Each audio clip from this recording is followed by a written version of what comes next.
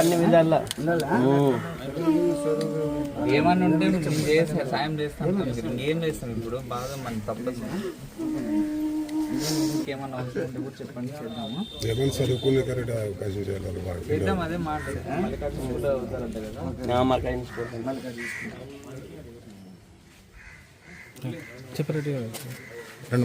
ఇక్కడ విచ్చేసిన మీడియా మిత్రులకి, అదేవిధంగా కబడ్డీ గ్రామస్తులకి అందరికీ నా నమస్కారాలు తెలియజేస్తాను.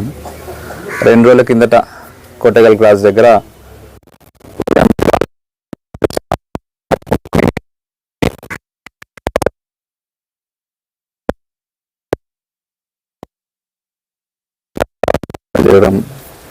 తగలడం జరిగింది. కాబట్టి ఇలాంటి ప్రమాదాలు ఎవరికి కూడా రాకూడదు, ఏ ఇబ్బందులు కూడా ఎవరికి ఉండకూడదు. ఎందుకంటే తెల్లవారుజామున లేచి వాళ్ళు కూడా పొద్దున్నే పనికి పోయి ఏదో కూలీ చేసుకొని వస్తేనే డబ్బులు సంపాదించుకునే కుటుంబాలు ఉంటాయి. కాబట్టి పొద్దున పూట కూడా ఇలా ఎవరికి జరిగినా అది దురదృష్టకరమని భావిస్తూ మా వంతు సాయం కింద మాజీ ఎమ్మెల్యే గారు సాయి ప్రసాద్ రెడ్డి గారు కుటుంబానికి ఒక 20,000 ఆర్థిక సాయం చేయడం జరిగింది.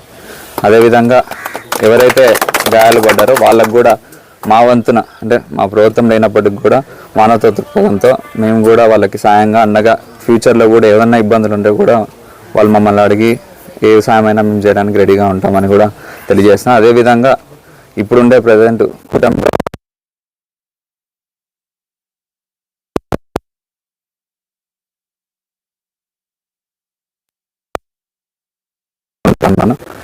అవకాశం కల్పించిన అందరికీ ధన్యవాదాలు. పిల్లలు జాగ్రత్త చూసుకో. ఏమన్నా ఏమన్నా చెప్పండి. ఇబ్బంది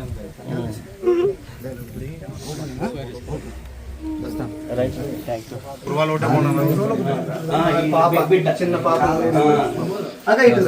ఈ పిల్లలకి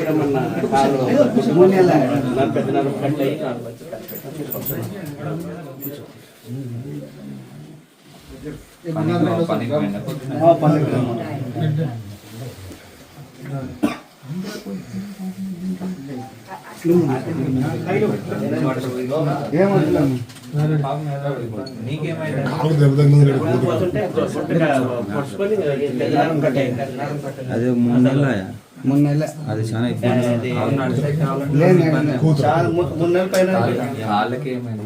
ఇది ఆయన గుంటు బాసేటప్పుడు తగిలించుకున్నాడు. దానికి నిలబడాలంటే మరి ఏం చెప్పిన డాక్టర్ ఆపరేషన్ చేసి సార్ ఏమంటే నరం కట్ అయితే బాగా అంతా ఇంకా కారణం ఇతను లొక్కు పడేదే ఇంకా ఆపరేషన్ చేయాలి. అదేం టైప్ చేయాలా, కండ తీసి కండ వెళ్ళాలి. మరి ఎప్పుడు చేస్తారంట? అది ఎప్పుడు చేస్తారో డబ్బులు లేకుండా ఎంత అవుతుందంట?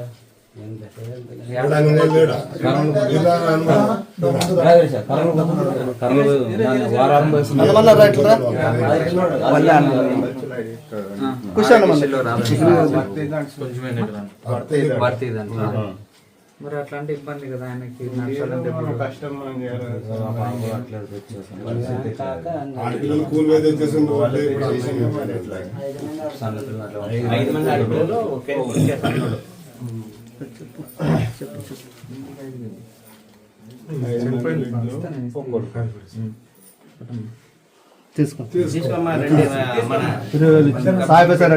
ఏమన్నా ఇబ్బంది చెప్పండి, మళ్ళీ కూడా చేద్దాం. ఏమన్నా మన ఎమ్మెల్యే హాస్పిటల్ చూపించుకునే పెట్టుకో నువ్వు.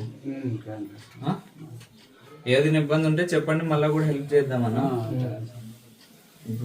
దానికి ఏమన్నా ఉంటే కూడా హాస్పిటల్ చూపించడానికి ఉంటే అదే చెప్తాను. అందుకే అది సపరేట్ చూపించుకోమని